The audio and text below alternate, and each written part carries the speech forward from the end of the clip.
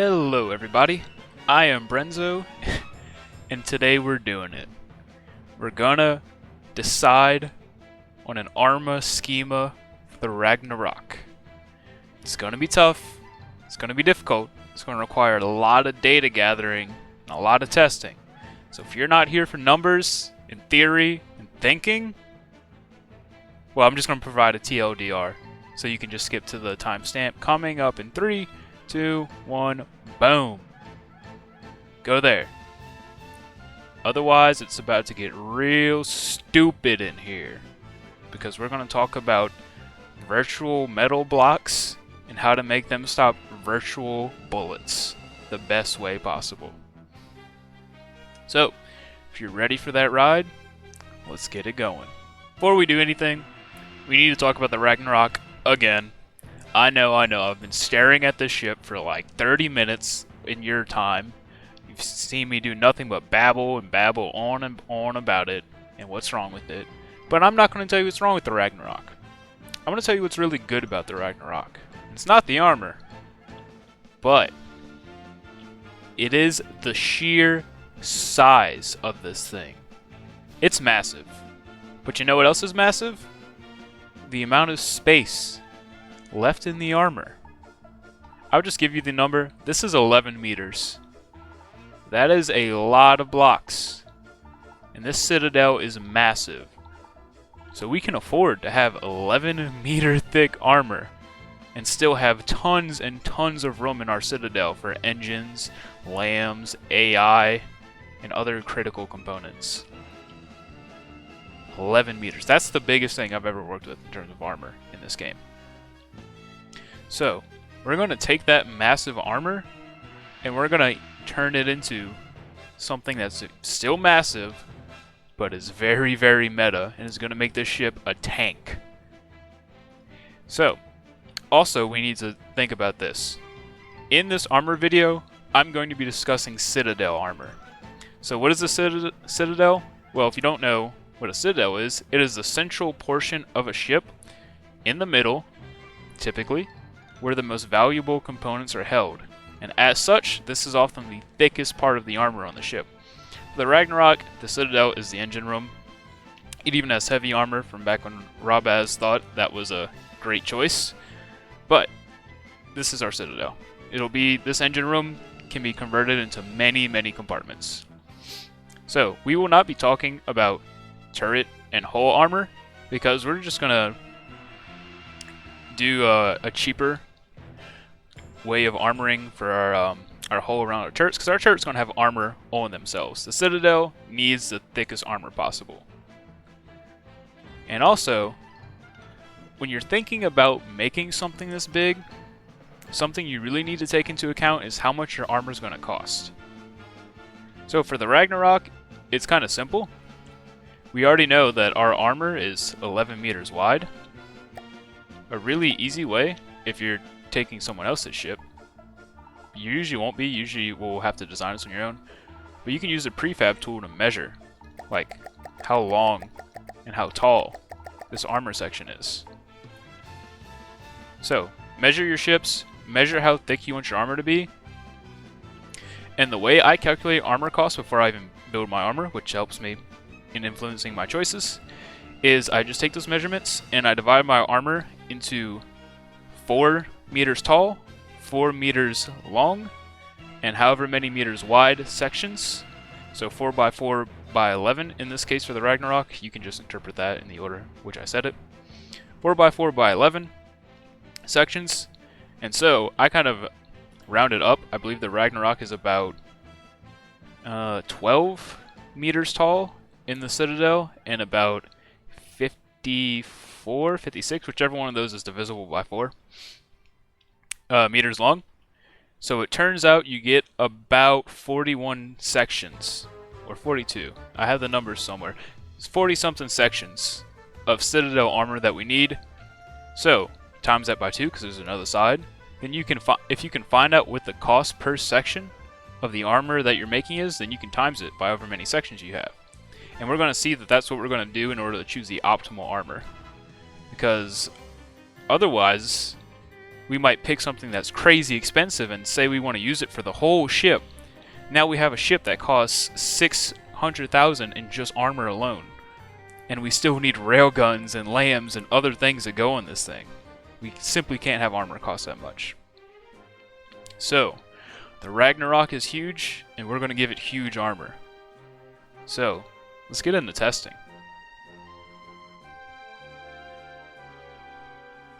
In my opinion, the best way to test armor is to first just build yourself a big old huge platform and build a big old huge stupid gun. And then you can simply just make a little outcrop, put some armor here. Since I'm kind of testing multiple pieces of armor like against each other, I have these like pistons to move armor in and out, which is just a little fun thing.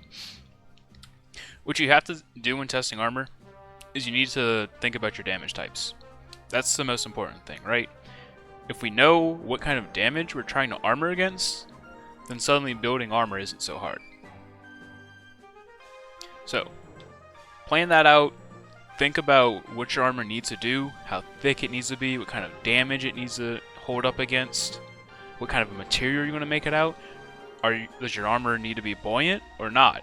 If your armor doesn't need to be buoyant, then you can have heavy armor, and you can just worry about buoyancy in other ways through like rudders or hydrofoils or helium pumps or whatever you want.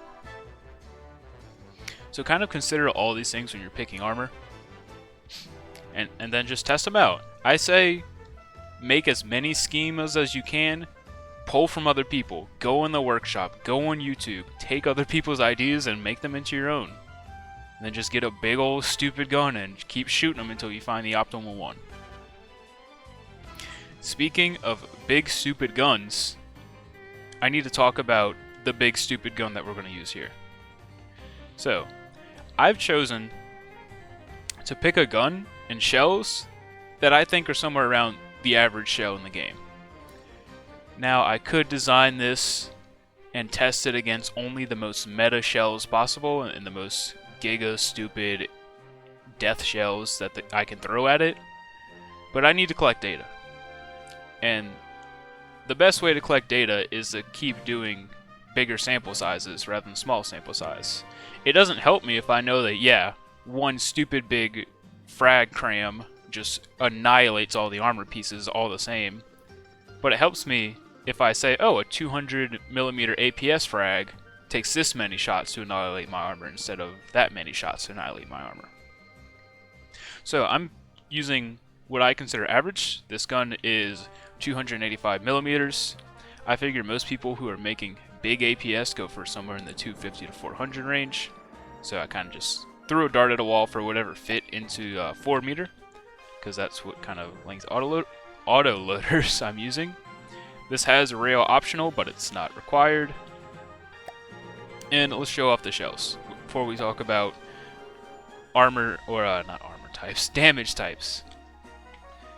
The main things that I'm testing against here are frag, because frag scales with size better than HE, in my opinion. Heat, APHE, and hollow point. I'll just show off all these shells. This is just gunpowder, gunpowder, gunpowder, frag. The reason why there's not a lot of gunpowder here is this shell isn't supposed to be realistic. It just needs to fire, so I didn't put much in the way of muzzle velocity on it. But each shell should, except for the heat, and we'll go over that in a second, should have somewhere in the 90 to 100 range of shell power. Heat, same thing, all HE, heat charge. Heat shells just naturally have a little lower shell power than the same size shell with the same size everything else. Like that frag round, which is pure frag, has 20 more shell power. That's just how it is. Don't ask me why. I haven't coded this game. We'll also be using what I consider the deadliest round in the game of APHE. So we have a AP shell, or head, bunch of HE, and this one actually has enough gunpowder to give it good muzzle velocity. That's because APHE kind of 2 times as both a kinetic and a chemical shell in terms of how it hits. So this one has about enough KD AP to go through a beam of metal with just gunpowder. And with the rail draw, which I test it with and without rail draw in the future, has way more. So this shell is deadly. This hurts. This is what the BBS 5th season uses. This is what some of my future battleships are going to use. And this thing is a killer. So this is something I really, really want to armor against as well. And then we just have good old hollow points. Nothing special. Hollow points also just naturally have lower shell power. I'm not going to make it inconsistent. I tested the APHE with 15,000 rail power. I'm testing this one with 15,000 rail power. Tested all the other ones with 14 parts. This one's getting 14 parts. It's all got to be the same. And yeah, this is just an okay hollow point. Does okay damage. Nothing special. And I will preface, when testing hollow points, you have to know that in real battles, they're probably going to do more damage to the armor if you're testing the way I am. Because see how I have this heavy armor platform? Well, this is going to absorb some of the hollow point damage. Normally, the hollow point would just keep plinking along, going down this armor, but instead some of it just gets absorbed by the, what's it called? The heavy armor if it destroys the block it originally hits. So, those are our shell types. Now, what kind of shell should you be worried about if you're building a big battleship? Well, as I said, APHE is just, or AP Heat, or AP Hesh, I guess you could do. AP chemical shells are gnarly, especially when they're fired out of railguns. Those things are the bringers of death. They will kill your ships. They will go through your 20,000 meters of armor without any concern. Just watch the BBS fight anything on Niter. It doesn't care. It's kind of hilarious. Those are, in my opinion, the scariest shell in the game, because I think they're the most meta shell in the game. I also think, I'll call it Doom Frag. Basically, any shell that is just a large amount of frag has the potential to really, really mess up your ships.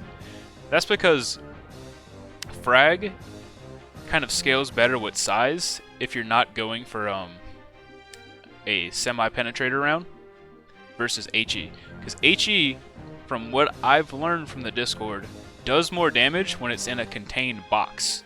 Whereas frag just always does the same damage no matter what. And also if you hit HE on the outside of the armor, since HE explodes in a circle and frag explodes in a forward cone, you're going to waste half of your HE damage going backwards from the armor, whereas all the frag is going in. So that, in my opinion, that makes the frag scale a little better and makes it a bigger threat. Sabo and other general pure kinetics besides HP. Let's talk about those. Why am I not testing those? It is my belief that if someone out there wants you dead enough and they're shooting a Sabo with enough rail charge, you're not armoring against it. It's going straight through your ship. It's like if someone builds a huge piercing pack, you're not armoring against it. It's just going to go through your ship. The only way to armor against that is to build redundant and pray. And also, huge Sabos, like, they're just going to go straight through. We know it's going to happen. I'm not going to collect any good data from a Sabo, so I'm not shooting Sabo. But those things are something you should worry about. And those are really best dealt with sloped armoring of any variety. Era does some damage to them, but sloped armor and just health cheese, which we're going to talk about. And then the other big threat, I think, for a big battleship is Thump. Because Thump can peel your ship like an onion if your armor is all connected. Which we're going to show off some all connected armor where there's no air in between.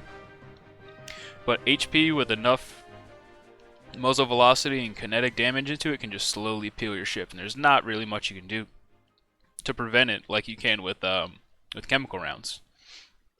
So, again, we're using average shells for our data, somewhere in the 75 to 100 shell power range. And we're just going to fire them into the armor. Well, actually, let's get on and let's talk about the process and do a quick demonstration of how we do it. So, before we can test armor, we gotta build some armor. Obviously. So I'm just going to quickly make the very last layout I wanted to test. We're going to go through all the other layouts in a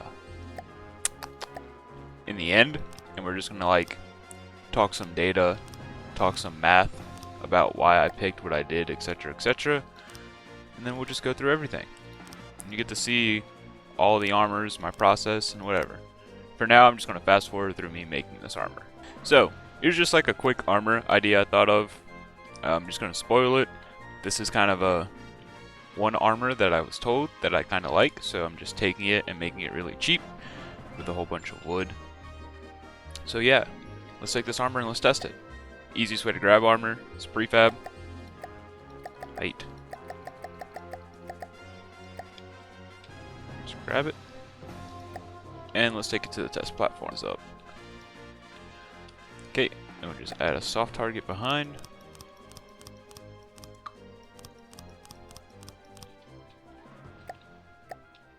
And here you go. This is how you make and test some armor. So obviously your first reaction is you want to just shoot bullets in the here, right? I mean, I do. But I'm doing this in a bit more of a scientific manner. 1 second. So, the way that I test this armor is I'm going to fire rounds into the armor, and I'm going to just count how many rounds the armor takes until we reach the soft target. So I'm just going to do a quick demo of this for the frag. I'm not going to do this for every single shell type in the video, because this video would take forever and it wouldn't be very interesting to watch. But I'll show you how I'm going to do it, and then you can just infer from there how I got all the rest of the data. So I'm going to turn on projectile effects, because it helps me seeing when the soft targets hit. Oh, it's already on. Cool. And we'll just start shooting. So, one shot. Oh, Rambot, damn it. Okay, Rambot messed up my data. Restart. Restart. Thank you, Rambot. Always forget to turn you off. Okay. Retake. 1. So, decent penetration. Soft target's intact. 2. Whoa. 3. Okay, almost there. 4. Okay, we're still surviving. 5. Still nothing at soft target. 6. Again, still hitting the backboard. 7. And we reached soft target. So 7. So now I would take this, write it in my notes, and then I would move on to the next damage type. So I'm actually going to skip to where we start talking about the next topic, which is oh. So I'm going to skip into the next topic where I'm going to talk about the numbers that I use this data to calculate and how I'm going to use it to pick the armor. See you then. Gone in, I've compiled all the data on this armor setup, and first things first, it does not float. I've marked all of these with red or green based off if they do not float or if they do float. This armor doesn't float, so it's automatically kind of a no from me, because I kind of need the ship to be buoyant, because we're going to have pretty big heavy armor in like the turret sections and the AI sections and all this stuff like that. So we need the main armor itself to be buoyant. So this armor is a no, but I'll run through the data anyway. So grab a little data holder here. I don't want that to be red, but oh well. So I don't know what to call this. Health, max, heavy, whatever. So this took 7 frag shots, took 20 heat shots for a reason I'll explain in a bit. Gunpowder AP Chem, it took 10. Rail AP Chem, it took 3. And Hollow Point, it took 11. So this is how many shots it took to kill the thing, which is, we'll go into over what's good and what's not good. And this armor costs, I want to say it's 1096 per section. So that's the data on it. So using this, I kind of just made a very easy variable that I called efficacy, where in this case I just added together the grand total of the shots it took. So for example, this armor is 30, 40, 51. So this armor has an efficacy of 51, which is okay if you consider that most of the average armors have an efficacy of about 30. So this is good armor if it floated, which it doesn't. So 51, I'll write this in my notes. And then, using this efficacy value, I want to find out how efficient each armor is, so I literally just efficacy over cost to get a percentage, or not a percentage, an efficacy per material. So 51 divided by 1096 is 0.046, and I should have all these numbers on screen, so expect to see that in the video. So efficacy over material of 0.046. So that means for every material you spend in this, you get 0.046 of a shot that you can take. So you can run those numbers if you really want to, but that's what I'm using as my metrics. So we've tested all these armors, every single one. And so let's go down in order of what works, what doesn't, and then we'll get into what I'm going to use. If you didn't want to watch all that, this is your TLDR section. From here on out, I'll just be talking about what I picked, why I picked it, what's effective, what's not, and what I've tried out. Here you go. Alright, so let's start with the original. The Ragnarok's old armor, or lack thereof. I don't think I need to go over this again to tell you how bad this is. Anything that gets through this heavy armor is going straight through to the Citadel. So, this sucks. I didn't even run numbers for it. This is an armor layout that I didn't steal from the Draconia that Gmodism has made, but this is kind of inspired by his style where he does big air gaps, he does wood checkerboarding, and then era at his most vulnerable areas. So, this was inspired by him. Give him due credit for that. This had an efficacy of, if I can pull up my notes. Well, I didn't write down. It had an efficacy per material of 0.041, which is good. This armor is cheap. It can take a couple of shells. As you can see here, it didn't take many. It only took 3 frags, 6.5 heat. I think I wrote that because it arguably was dead on 6, but then it took 7 to really hit the wood. Didn't take many AP chem.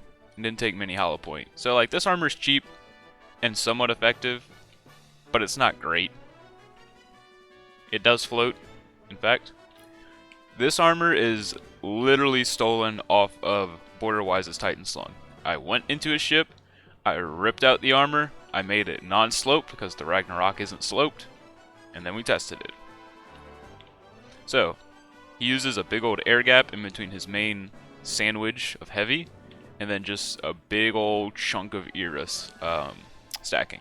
And then just kinetic and alloy. So, this is significantly more expensive than the Gmodism style armor. Almost double the cost. This is 960. This is 504. So this is pricey. It doesn't float. It has enough metal and heavy armor and not enough alloy to make it float. Of course, maybe it could float with this being an air gap. I didn't seal this off, so unfair for me, but I don't want to rely on air gaps for my armor to float, because the second your air gap gets punched through, you no longer float. So, T-Slung armor, it's okay. Its efficacy per material is actually lower than the Gmodism armor at 0.035. You can see, however, that it does take significantly more shells to kill it than the Gmodism armor. Almost double in each category except for heat. As in APHE, this took 3, whereas this took 8 of the gunpowder.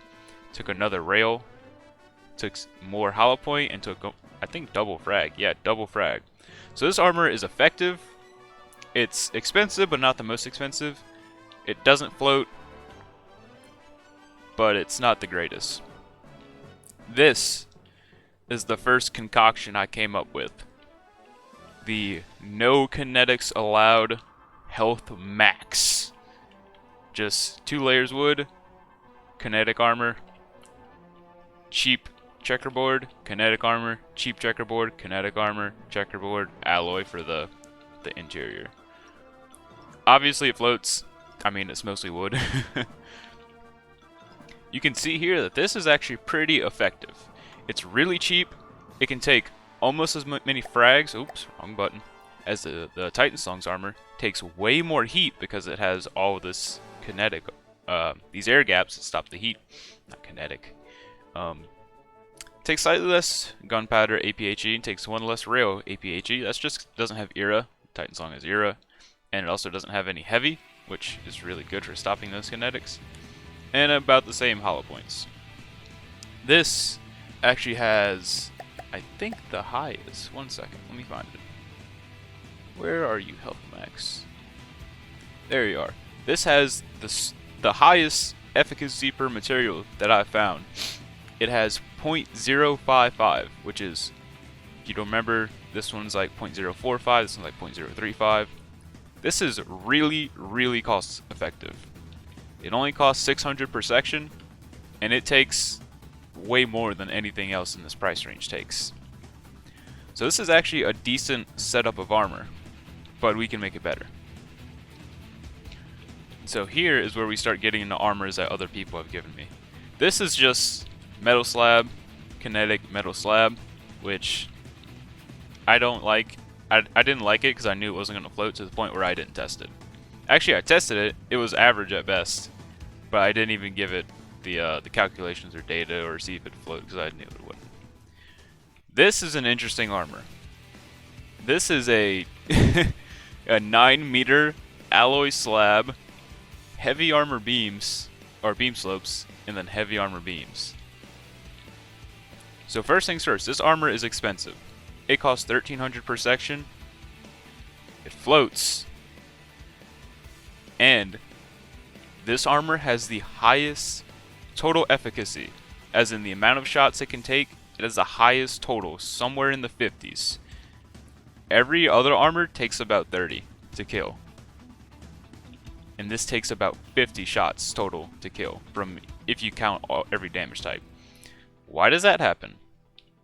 Well, the heat round I'm using, this could be different for other heat rounds, but the heat round I'm using can only go so deep into whatever it's penetrating. It stops about here. And about the 2 or 3 layers left is where the heat round stops.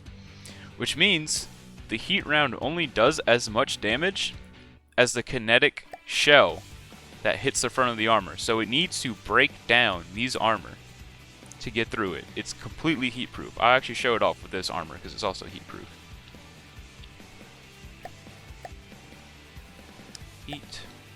Assign to all. Turn off the railgun so it doesn't just ping through it. And let's get damage. Okay.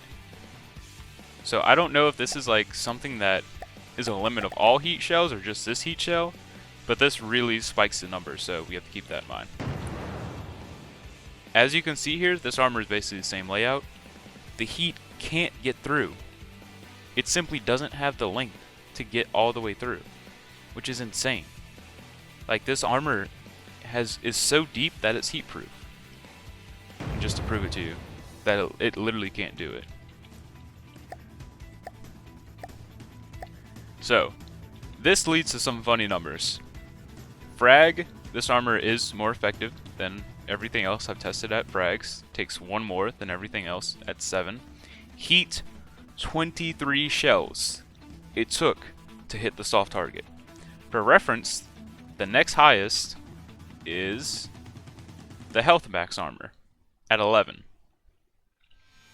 23. Where are you? 23. That's insane.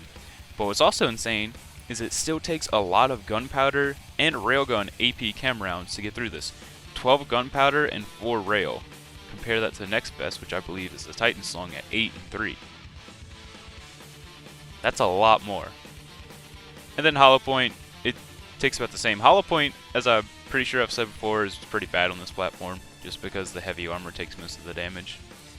So I kind of just ignore that. So if we ignore the costs, this is the most effective armor that I have been shown thus far. And it's just an alloy slab with heavy armor backing. So this armor is crazy effective, but it's crazy inefficient. Its efficacy per material is... where are you? You're hiding somewhere here. Okay. So this one is 0.042, which is, as we said, about the G-Modism armor. So it's actually middle of the pack, but this armor is expensive. 1,300 per section. This is something that'll add up. This is double the cost of the most cost-efficient armor, which is at 600 per section.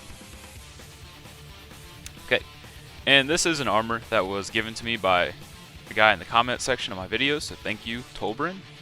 And this armor is good. It's a pretty good general purpose armor. This is weird. According to him, this helps with kinetic shells. I've never tested using ducks, but very interesting. I also didn't really test kinetics on this, so I may be being unfair to this armor. This armor is pretty good. It takes a good amount of frag, 2 less than the highest. It takes way less heat, which is probably because it just gets through to here, and it just punches through these air gaps pretty fast. Takes a good amount of AP Chem on both of them, and takes a good amount of hollow point. So this is a good armor scheme. The only issue is that it's not very cost effective. I think I may have written it down. I think it's like 0.035 or something like that. It's not very effective for the cost. It costs almost 1,000. So it's not really worth it over, say, this armor or this armor. So, good. Thank you, Tolbrin. Great idea. I like it. I think it would probably be great on any other ship, but we're going for as effective as we can get for the cost. And this is just the armor we created earlier that doesn't float. And I'm going to actually work on this and refine it further, because this is actually pretty effective armor. It's pretty effective and it's pretty cost effective. But for our Citadel, we're going to be using the alloy slab. Yes, this armor is expensive. It's going to cost a lot. I actually ran the numbers. To fully armor the alloy is going to cost about 110,000 materials just with this. And that's just armor. That's nothing else. So I'm willing to do it. The reason why I'm willing to do such an expensive armor layout for my Citadel is everything is in there. That is protect at all costs. And so I need the armor that has the highest efficacy or efficacy itself. Efficacy over material doesn't matter as much when we're armoring the Citadel. So this is our Citadel armor. This will be the layout we use. And I'd like to thank the help section of the Discord for giving me this. If you need help in From the Depths, seriously, just download Discord, go there, they will help you out. That's where I got this armor. Thank you guys. And then, probably for our turret section, we're going to, once we get to the turret armoring, we're going to develop somewhere in between the Health Max and the Health Max 2.0. We're going to develop something that floats and is still like very effective and very cheap. And we're going to use that to armor our turrets. Just because the turrets don't need the most effective armor, because they're going to be coated in heavy armor anyway at the very fronts. And they're going to have really, really thick armor no matter what happens. So that's why we can afford to use cheaper armor around the turrets. The Ragnarok. Why am I picking health-based armor as its chief method of armoring?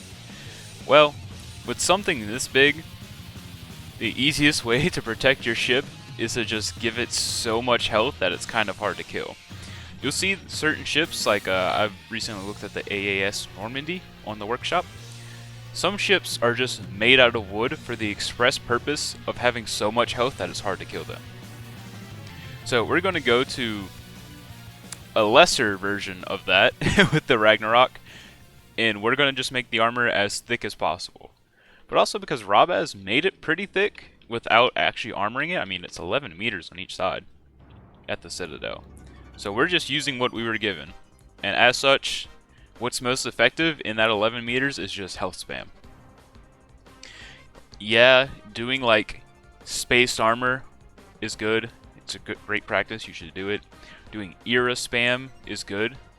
It's a great practice if you're trying to protect against chemical shells. But the Ragnarok can't afford that. Era would simply have too many blocks. This thing would be even laggier than it probably will be. So we need to reduce the amount of like total blocks we have, and era, well, each piece of era is 1 block, versus 1 beam of alloy is, you know, 4 meters deep. And air gaps, well, every armor I've tested that used air gaps or gap fillers just wasn't as effective as the health spamming armors in this context. In previous ships I've used like more lighter cruisers than having like air gap fillers like beams, or not beams, beam slopes or poles is very good, and is something you should utilize, absolutely. But the Ragnarok can afford to only have 1 air gap filler because it has such thick armor, because it simply can't be affected by heat shells, at least in the ones I've tested. So it can afford to do that. And this thing, well, so what am I trying to have this be effective against? At the bare minimum, we have to kill the Megalodon. That's that's kind of like my test to see if this is truly a successful ship or not. From what I remember, the Megalodon has stupid big HP turrets, so having a bunch of health in the alloy spam armor is going to really help. Just tell the HP turrets to screw off. We don't care about how much damage you do. And we also need to not get sniped by like a pack or a Sabo. And there's kind of no way to protect against packs, but the best thing you can do against a pack that pierces through at 1,000,000 miles per hour is just have more armor. So that's what we're going for. We need this thing to be as tanky, as big as possible, because that's what it deserves. It's a big ship. It deserves it. It needs it.